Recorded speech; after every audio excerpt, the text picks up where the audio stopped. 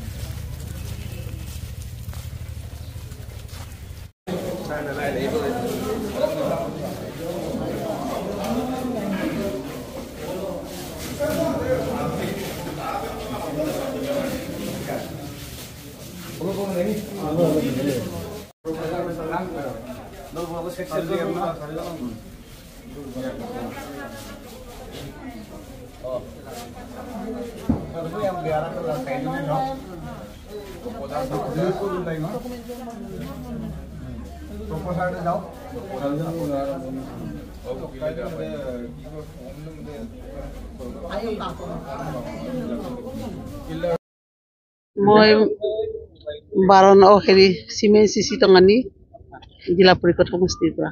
আপোনাৰ নামটো? কমলাৱতী দলে কোন দলৰ পৰা আপুনি মনোনয়ন কৰিব? ভাৰতীয় জাতীয় কংগ্ৰেছ দল। আপুনি যদি নিৰ্বাচিত হয় কি কি পৰিকল্পনা লৈ ৰাইজৰ মাজত সোমাই যাব? মই আগতে নিজে জিলা পৰিষদৰ সদস্য হিচাপে কি কাম কৰিব লাগে মই প্লেনিং হেৰিটো বনাব জানো আৰু আগতেই কৰিছোঁ, ভালকে কৰিছোঁ। এইটো কামেই কৰিম, আধৰুৱা হৈ থাকিলে মোৰ কাম এইবোৰে কাম কৰিম বুলি ভাবিছোঁ। কোনটো চনৰ আছিলে? মই 2008 চনৰ পৰা 13 চনলৈ মোৰ 2 তাৰিখৰ পৰা এনে মই মিটিং কৰি আছিলোঁ।